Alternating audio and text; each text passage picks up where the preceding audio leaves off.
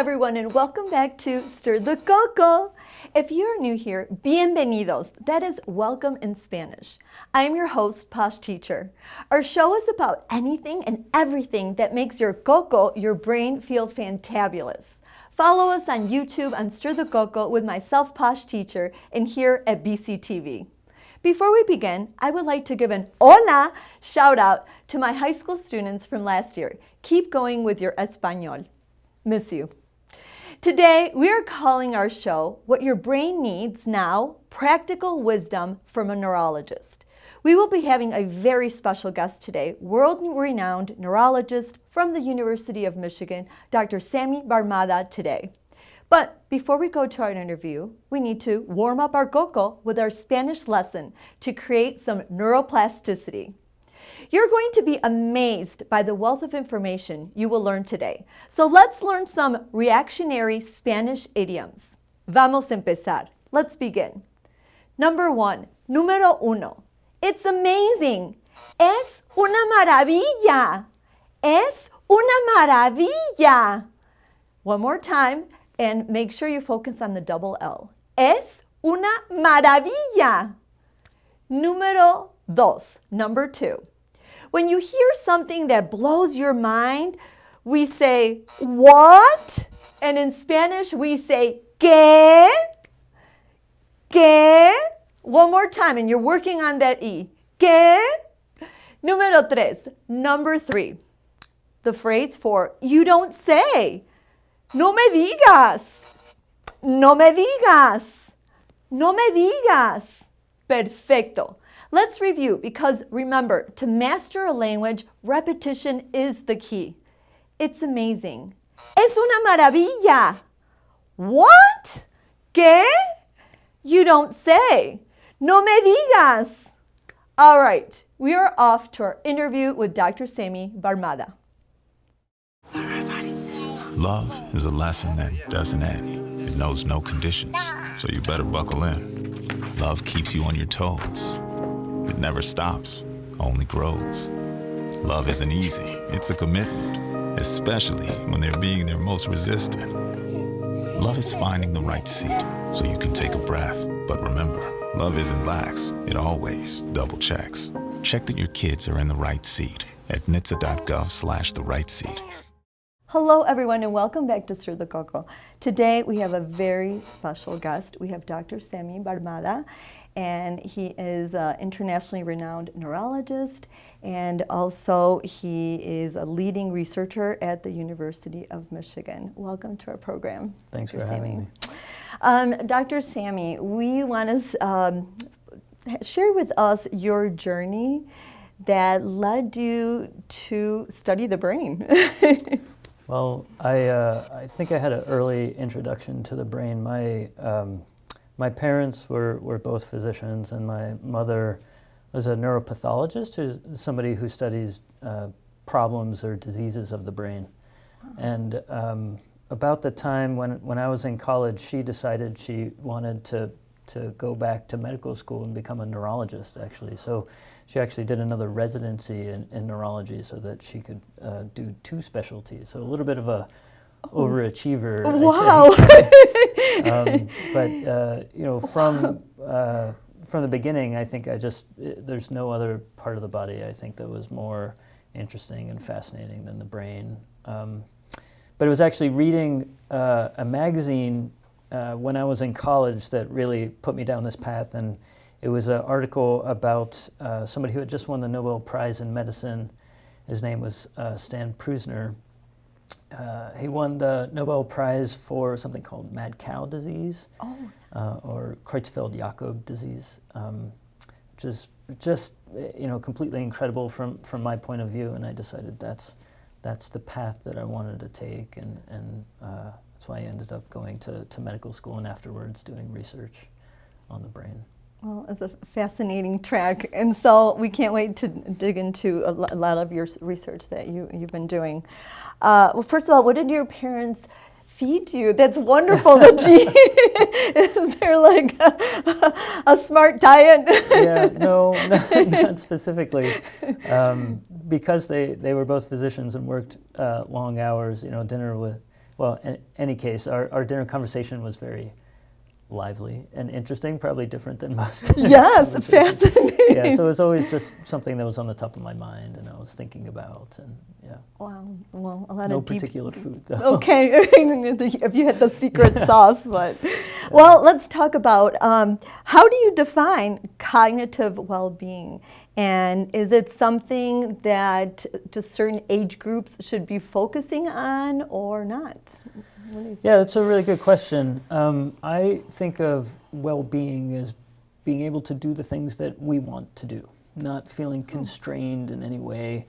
And that goes for physical well-being as well as cognitive well-being. I consider myself to be physically okay or fit if I can, if I wanted to run 3 miles, I can do that, right? Okay, And the same thing with thinking and memory. There's a certain level that I expect to be. I expect to remember names of my friends and families. I expect to be able to do my work and remember what I need to do and how to do it and how to interact with people.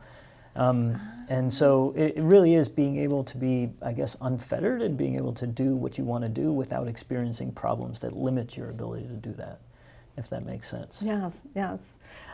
So that starts at any age then?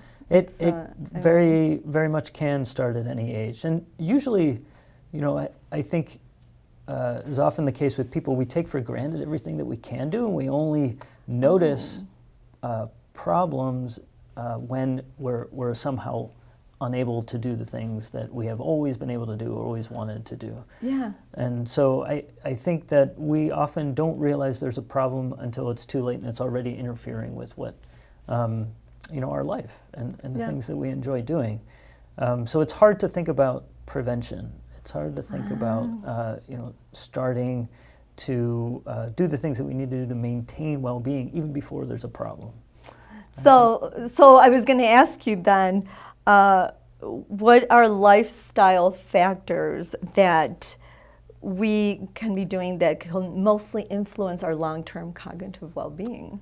Yeah, there's a lot actually that we can do. Okay. Starting today, no matter what age you are. Probably the single most important one is sleep. Oh, and again, it's the one. Tell us about that. Okay. It's the one that we, especially I think in our society, it's the one that we put the least emphasis on. Yes. Yes. And that's because we're so busy. There are so many things that can interfere with the sleep that we need to get. Yet it's absolutely critical. And how much is enough sleep? It's hard to say, but at least 7 hours of sleep. Okay. We know, because anything lower than 7 hours, you tend to have, just a higher risk of death from a lot of things, not just memory problems. But probably, between 7 to 8 hours is good for most people. Everybody's a little bit different. Some people require a bit more sleep. Some people may require less. Some people like to sleep late, and some people like to sleep early. But generally speaking, around that 7 to 8 hour mark is important. And there are a lot of things that happen when we sleep. We don't understand them all. Okay. And yet we know that if you don't get enough sleep, you're at a higher risk of developing these memory problems late in life. It's hard to, and people may find even the next day that it's hard to remember things, it's hard to pay attention, it's hard to concentrate. Anybody who's had children can probably recall what it's like not to have sleep for days on end, and even when they're teenagers. Right. And so that effect can be cumulative, meaning it sort of builds up over time if you're not getting enough sleep each day. So it's very important to just make sure that you get 7 to 8 hours of sleep. And I think physicians and doctors, I feel like a hypocrite sometimes because I don't get enough sleep even though I try. Yes. But it is very important and something that I'm also trying to do more. What is happening to the brain while we're sleeping? Why is that important? Yeah, there's a few things that we think happen when we sleep. One is this process of consolidation, or actually solidifying those memories that of the experiences that you have during the day, kind of sticking them back into long-term storage. We don't quite understand how a lot of that is done. There's another idea that during sleep, your brain is sort of cleaned out or cleansed. And so a lot of the byproducts of metabolism, waste products, are sort of eliminated at night when we sleep, and the brain is generally sort of calmed down. Okay. So both of those processes obviously would be very important. And so again, it sort of emphasizes just how important sleep is. I'm glad you said that, and I think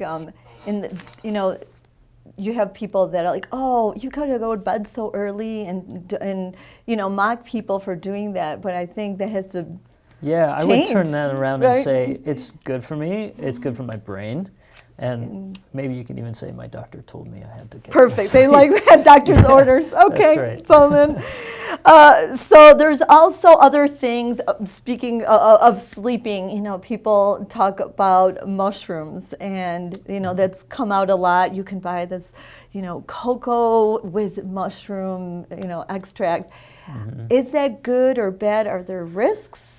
So there's been a lot of attention on mushrooms, and actually the psychedelics, these sort of drugs or compounds that are in the mushrooms that probably mediate the effects, are probably responsible for a lot of the effects of mushrooms. And these are pretty controversial, but we know that some of those psychedelics, including psilocybin that's in mushrooms, they can actually be helpful for people with anxiety and depression. They're not without side effects, so getting tired, nausea, vomiting. Sometimes they can even induce hallucinations. So certainly not without side effects, and we're still trying to get a handle on who experiences those side effects and how to avoid them. Now, whether or not they actually help prevent or treat memory problems is still very unclear. Okay. There is some research on that right now, but just considering the links between depression, anxiety, and memory problems, I think even if we are able to conclude that the psychedelics improve our mood, they can have a beneficial impact on memory disorders like Alzheimer's. And the way I can talk about that a little bit more because mood is very important for memory, and it's hard to sort of, I guess, understand this on face value, but yes. A lot of people who have severe depression can be misdiagnosed or misinterpreted as having a memory problem like Alzheimer's disease. And on the flip side of it, a lot of people with Alzheimer's disease look like and suffer from a lot of the symptoms of depression. So there's a close connection.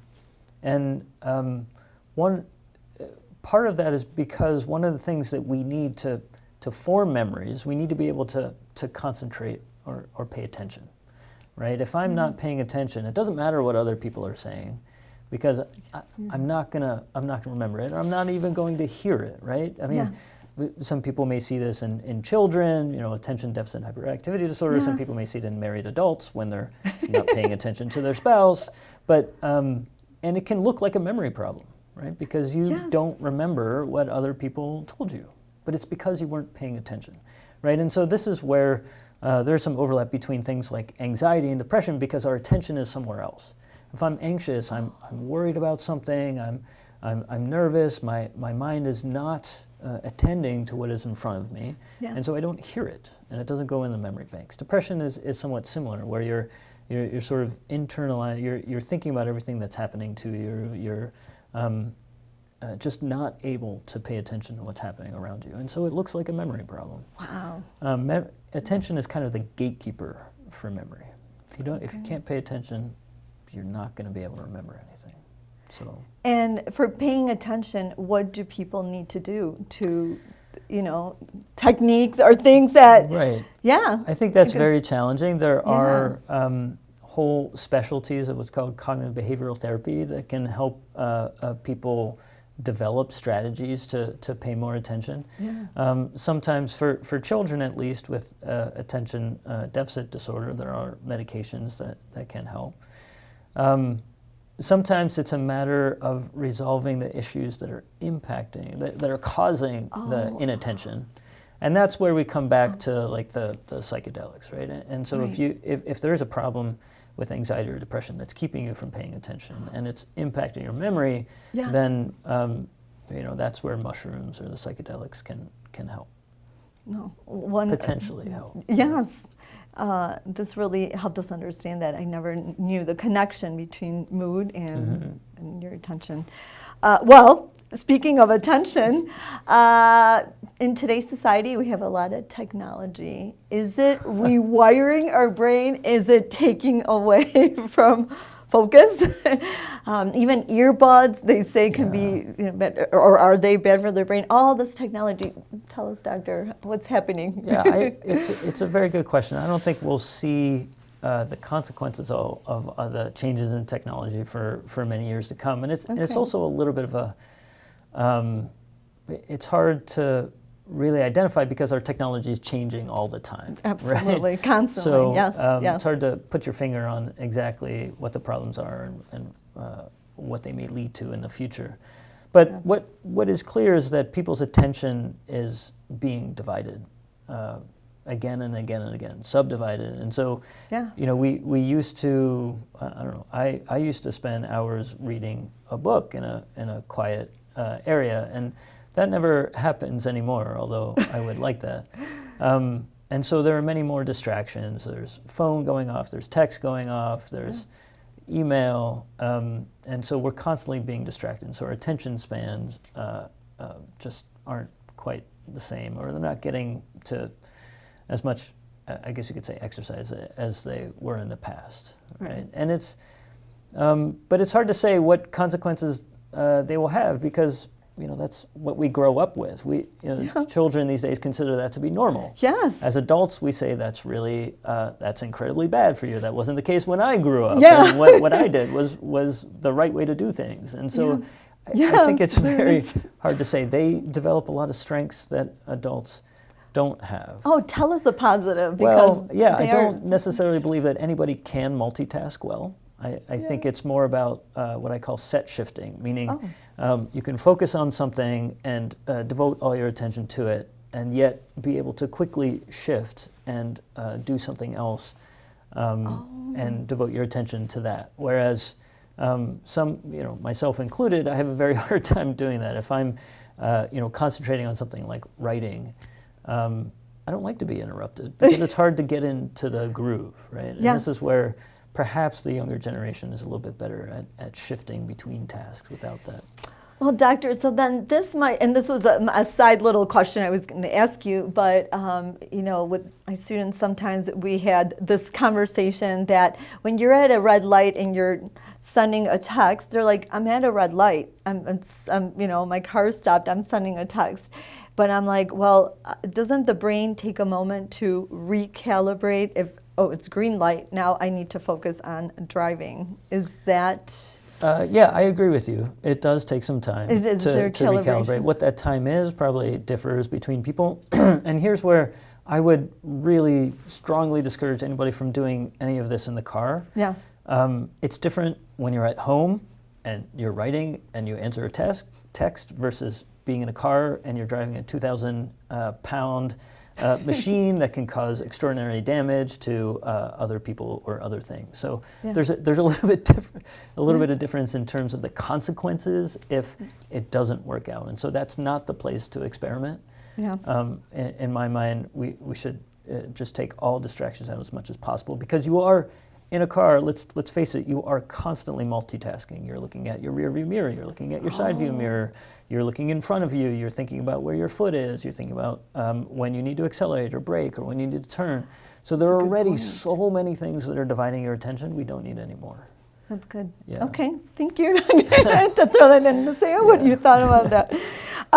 Well, let's dig into your research, doctor, because you work well. I want you to explain to our audience, but with ALS and FTD, explain what that is and how the breakthroughs or what it does to the brain. So I'm happy to. I think that, again, during medical school, there were, you're sort of inundated with information. And one of the things that I remember most from medical school was learning about this condition called ALS, or amyotrophic lateral sclerosis. We call it Lou Gehrig's disease because Lou Gehrig was probably one of the better known people who developed it. Now people may know Stephen Hawking more, but we're not going to call it Hawking's disease just yet. But I think, what really struck me was Lou Gehrig. He was a baseball player at the height of his career as a professional athlete in his 30s when he developed this condition. And you can even go on MLB website and you can track his RBI, and you can see it just drop precipitously.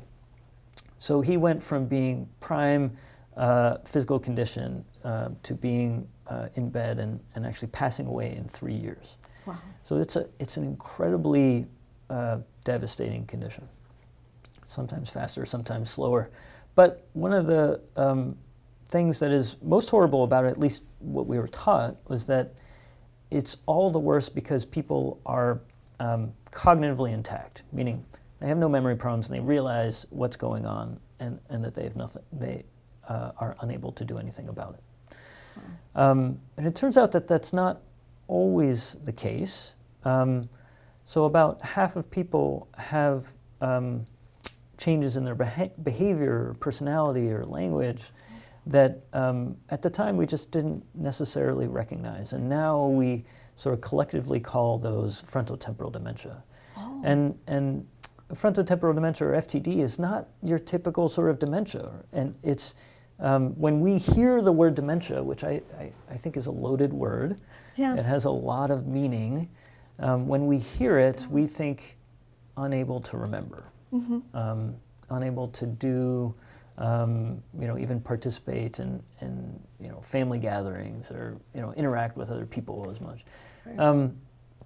But frontotemporal dementia is very different in that people may develop inappropriate behavior. They'll say and do things that they wouldn't necessarily do. Can lead to very socially inappropriate or awkward yes. situations. They may develop new obsessions. For instance, there was a man who developed an obsession with glass jugs, and he would actually leave his work and go to antique stores just to find glass jugs and hoard them. And so it really interfered with his daily activities. And do we call that dementia? Right? It's very strange. Some people might say that's more in the realm of, say, a psychiatric disorder. Yes. OCD, or I don't know. Exactly, right. Yeah, and so there's a really profound overlap between some neurologic conditions like frontotemporal dementia and some psychiatric conditions like schizophrenia or OCD. Yeah. And the bottom line is that it all comes down to the brain and the parts of the brain that are affected. And if it's affecting the part of your brain that helps regulate our behavior or response to others, yes. It shows up as these very awkward, inappropriate behaviors. Yes. But what is the cause of it, right? And in psychiatric disorders, we can't always find a cause. And in frontotemporal dementia, we have tools like, say, MRI, or something called a PET scan, or now these things called biomarkers that let us measure these processes in people, and so we can say that this is a degenerative disease due to the loss of cells in the brain. And that's why we can call it frontotemporal dementia. And it has a different course, one that we can recognize over time. Okay. And it usually these conditions like frontotemporal dementia appear late in life, in your 50s or 60s, rather than 20s or 30s that you might find in people with psychiatric disorders. So there are differences, yes. but there are also a lot of overlap. And it makes it very hard to recognize and to treat appropriately as much as we can. So those things just sort of scream to me that we need more. More research. We need more, right? We need to understand more. And what really, I think the final thing that did it for me was realizing that these two conditions that we learned about separately yes. are actually linked in terms of what may be responsible, what may be causing them. And that was research that came out in the early 2000s that really suggested that these are spectrum, these diseases are on a spectrum. So if you have this problem, which the problem is the buildup of a protein in the brain. Yes. But if that affects the part of your nervous system that controls our muscles and how we move, it shows up as ALS, and we call it ALS. If it instead controls the part of your brain that is important for language and our behavior and personality, Yes. we give it a different name because it shows up differently. Right. But it's the same problem underneath. Wow. And so that's where I really think if we can understand that, if we can develop something that will treat that underlying problem, Yes. we can potentially affect both conditions. And now even a disorder of memory that shows up in people who are much older, over the age of 85. So we're realizing that same protein can build up in a memory disorder called late. And so that as the research sort of comes along, we're realizing more and more, and it just means that this work can be even more impactful, can help even more people. So you're seeing it evolve. I mean, it's absolutely, yeah. So in the past what's the 20 little years, moment yeah. of like that you were excited? I mean, obviously, I think you've already mentioned them, but was there a moment when you're with your research that you were like, "Wow"? Well, I mean, there I'm are. all giddy today. I have to say that one of the reasons why I really enjoy what I do is that it's full of those moments. I want to, they're not. I don't want to say they happen every day. Yes. Because most of research is failure, but that makes those moments that Yeah. much more exciting. Yes. But I think one of the events that really made me excited to do what I'm doing and very optimistic about how things will change, there were two moments. One was, I think in 2018, when this treatment came out for a condition called spinal muscular atrophy, or SMA. Okay. And spinal muscular atrophy shares a lot of problems, or a lot of similarities with ALS, in that people become weak, they lose the ability to use their muscles, and if it affects the muscles that control breathing, people eventually die. Wow. Except it can affect children, newborn, Wow. and so Oh, it can be goodness. particularly bad.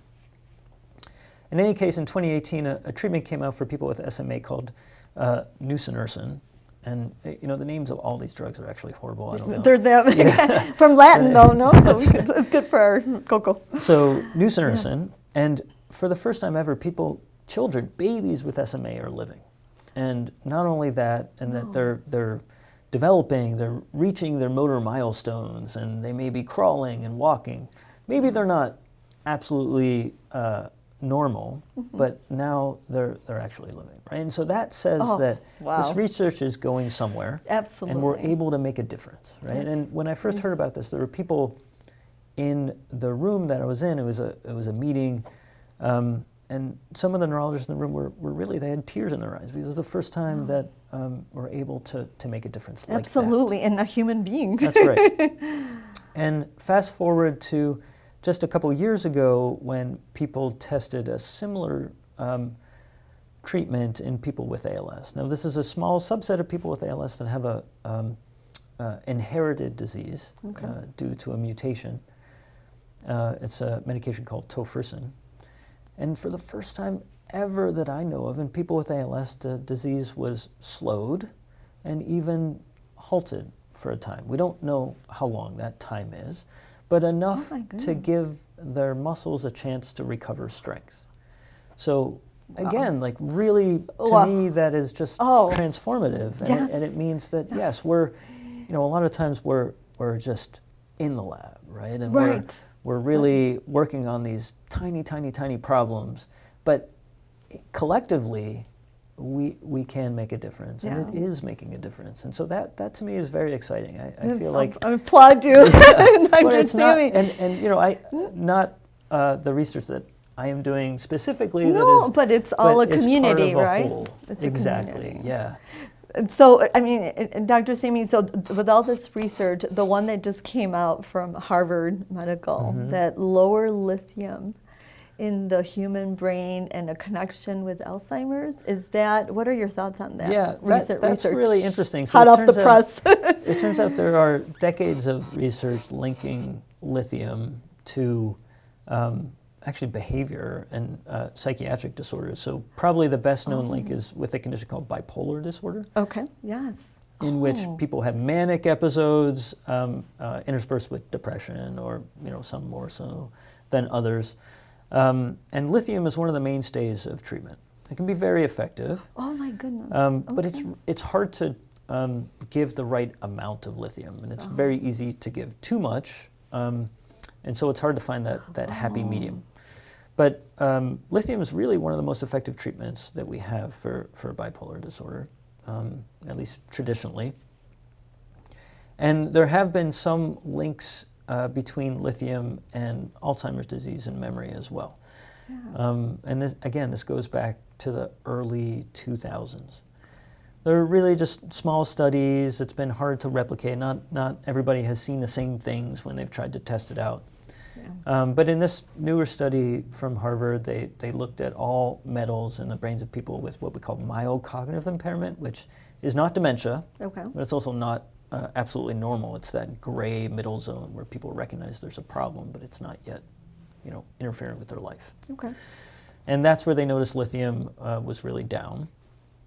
And they were able to show that if you can replace lithium, at least in the lab, in these models of Alzheimer's disease, if you were able to replace lithium using a different salt, so a different compound, not the same lithium that we take for bipolar disease, but a slightly different formulation that can make things better.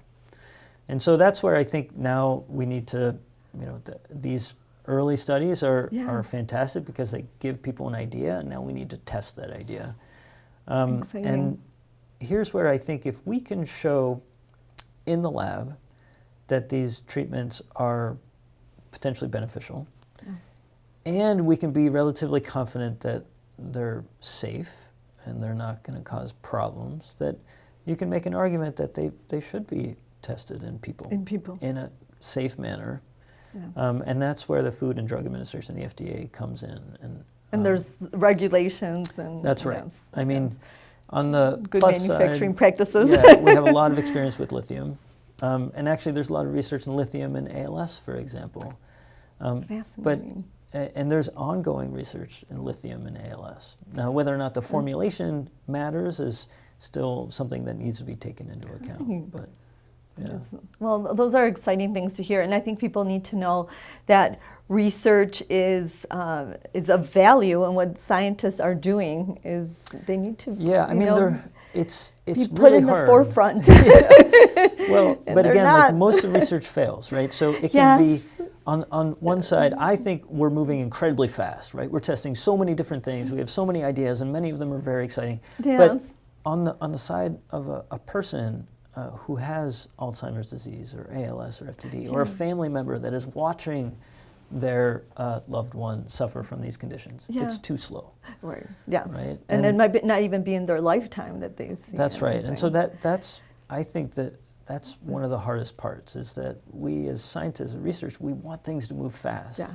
And yet we have to do it in a way that we can actually be sure that what we're seeing is right. And there have been so many false leads in the past. Well, I mean, I want to share that, you are the director of the Brain Bank in Michigan, and speaking of research, tell us, we had the honor of visiting and with your manager, Matthew Perkins, and it is a fascinating place. We're going to be linking our experience on the show. In this building, there are over 2,500 human brains. As far as I can tell, the Brain Bank has been around since the 1980s. It was started by a few doctors here at the University of Michigan. It has evolved ever since then. This is what a brain looks like once we've sectioned it. If we do an autopsy and we find that the left hemisphere or the right hemisphere has more pathology, then we can change that up. In this case, this is a high likelihood AD. This area right here is actually the hippocampus. It's a little distorted because it's frozen, it's turned on its side,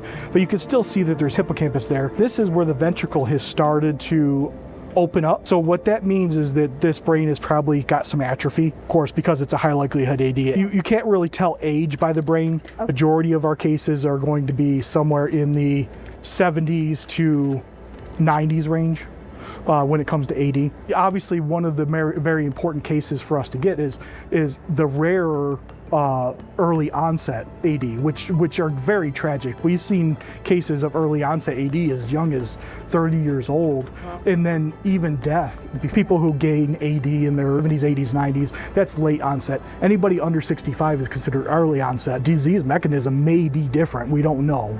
This is also a fascinating area, is the cerebellum. This gray matter here is what we call the dentate nucleus, a series of gray matter structures that are visible. This is heavily involved in movement. So a lot of movement disorders have a dysfunction of the cerebellum. So if there's one message you could give to the world about the brain bank or about donating a brain, what would your message be? My message would be is if you're interested in donation, you can contact us, whether you think you're eligible or not, and we will figure out whether you're eligible. And we try to make exception for cases if we can. In our opinion, brain donation is one of the greatest gifts you can give research.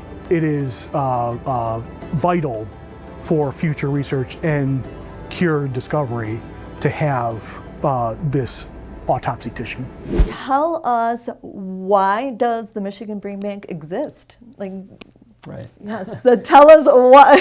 The name sounds really cool, and it's a really cool place. Well, it's good that you think that why way. does it exist? And then, well, you can tell us about the donation process, but tell us about it. Absolutely. So I think the actual reason for the brain bank and other repositories like it is that we don't understand these conditions. We don't understand enough about them. And sure, we can make animals that animal models, or we can look at cells in the lab, and they'll tell us a lot about what's happening in the disease, maybe, but it's not the real thing, right? The human. And again, we've been burned so many times in that we see something in the lab and we think we know how to treat it, and then we move to people and it doesn't work. Yes. Right? So the saying is we can cure disease. We're really good at curing disease in mice. Right? Yeah, you always hear mice are. That's right. They're celebrities. That's right. But we're just not as good in people, and so that's where the brain bank and other repositories come in. Okay. Is that we need to understand more, and we're incredibly thankful to the people who are willing to donate their brain. It is really the ultimate gift, and it is incredibly valuable. Not just for people at Michigan. We help provide access to that tissue to people across the country and even internationally. That's what, yes. I heard, as long as there's a review process and an application. What is that process? So when you have your license and you mark you'd like to donate your body to science, is that where it starts? Where someone says I want to donate my brain to the Michigan Brain Bank. So it's interesting. Does everyone The qualify? process of organ donation is somewhat different. Okay. Than the process of Thank brain you. donation, Sorry, right? No, Okay. not at all. I mean, when you get your license and you can check people off would that think, box, right? Because that's Yes. usually living organ donation, where they have to get somebody pretty quick to the hospital and get those organs out while they're still in good shape, so that they can be transplanted into somebody else. Okay. Brain donation is a little bit different because we're not transplanting brains. we are Frankenstein, right? putting them in storage so that people can use them for research. Wonderful. And so usually that comes as a decision between your physician and person and family members, or reaching directly out to the brain bank and saying, I'd like to donate my brain. And then Matthew or other people at the brain bank, including Katrina, will get in touch and provide as much information as possible. We're always happy, myself or other physicians at the brain bank are always happy to provide more information if needed. Okay. We have a pamphlet that tries to go through the entire process and everything that's involved. Okay. But operationally, the most important thing is once you agree to the brain donation, provide you with a phone number, and now with a wrist bracelet that if anything happens, you call the phone number on that bracelet, and then we take it from there and we organize everything, and we take care of transport, the process itself, and it does not interfere with any plans for people after they have passed away. To their That's right. We try to be as flexible as possible. And people can donate living financially to the brain bank, right, to help continue right. this research. So there's brain donation Brain- and then there's financial donation. and the financial. Yeah, and I think the reality, and this is where recently more so than other times, this has become increasingly important because we do get calls and we're asked to do brain donations for many people, and of course we want to be able to do that. Yes. But it takes resources, and right now we actually have to turn away a fair number of people, which is incredibly, from my standpoint, Wow. and all As of a us, scientist. it's really hard because of course we want to accept that yes, gift. the more the better. Right, but the cost involved of the transportation and the extraction and everything afterwards, because we have to actually look at the brain under the microscope in conjunction with the neuropathologist at the hospital. And so all of those things aren't free. Right. And we do the best we can, but we still end up having to turn away people. But with the more donations we have, the more we can say yes. And the science more- can evolve exactly, more. You exactly. could be that those brains you turned away that could have brought more information. That's right. And we're seeking other avenues where, for instance, you mentioned the organ donation. There's we are considering working with the people who manage the organ donation to try to do the brain extraction at the same time for people who would like to do so. So that could help the process. Right. So we're always exploring other avenues that can help. Well, Doctor, we've been honored to have you, but we can't let you leave without learning some Spanish. And actually, before I grab my manzana, just to share, is learning a foreign language something that is good for the brain? Tell us the truth. So I didn't get to talk about all the things that we can do to help please prevent tell us. memory problems as Tell we us. age. I talked about sleep, Yes. right, which is probably please one of the most add important. more things. What can we do to help prevent memory loss? But there are Thank at you. least two others that I do want to mention. Yes. One of them is regular physical activity. And so 20 or 30 minutes a day, aerobic exercise is outstanding. And we know that the people who do participate in regular activity, they live longer. They That's the fact. are stronger as in their old age, and they have less memory problems. They also have lower incidence of other things like diabetes and blood pressure and cholesterol. So a little bit of exercise a day goes a long way. And what counts as exercise? Because some of, know, anything that older gets your folks- heart rate up. Okay. Essentially. Okay. Yeah. So that's it. Yeah. Walking is outstanding. Okay. Yeah. As long as you're getting your heart rate up. Okay. The other thing we can do is exercise your mind. So in the same way you exercise your body, you want to give your mind a workout. And this is where I think many of us, after we get out of school, we fall into ruts. We do the same thing every day. Absolutely. And we're really good at what we do, but we're not exercising or using other parts of our brain. Learning a language is a perfect example. It is hard, and it makes you work. That is making your brain exercise, that work. We tend to avoid that kind of work as adults because it's hard. But that's the kind of feeling that I think we need to become more accustomed to. That is your brain exercising, and that is good. Learning a language, learning a musical instrument, those are all things that are really challenging and frustrating, Yes. and yet with practice and diligence you get better. That is your mind adapting. That's good. So you said it's like a muscle if you don't use it. That's right. I love Just how like the muscles analogy of you your made. body, if you want your muscles to be strong, you have to use them. Well, I'm going to use my muscles here for a second and grab your question then, Dr. Sami. This is La Manzana, the apple, and we always pick a question for our guests. So I will read your question to you. If you could sit down for coffee with any part of the brain, which part would it be, and what would you ask it? Well, that's a really outstanding question. There are many parts of the brain. And assuming each of those parts of the brain could talk. Yes. This is anything's possible with this one. Yeah. I guess I'd have to sit down with my frontal lobes. Okay. and not just because I study frontotemporal dementia that affects your frontal lobe, but I think it's also, there are many different regions of the frontal lobes that are very important. But in general, you can think of this part of the brain as sort of regulating our behavior. And a lot of us have thoughts or impulses, things that we want to do, or thinking in our head, but it doesn't necessarily translate into what we do. Yes. And that's your frontal lobes. Okay. And in the same way, when you speak or other people speak, and then I have to sort of decide how I'm going to respond, that's the frontal lobes. And so I'd like to know how they do that, and how I can make that a little bit more efficient at times. We'll put the request in. That's right. That's right. How can I help out? Help out. Yeah.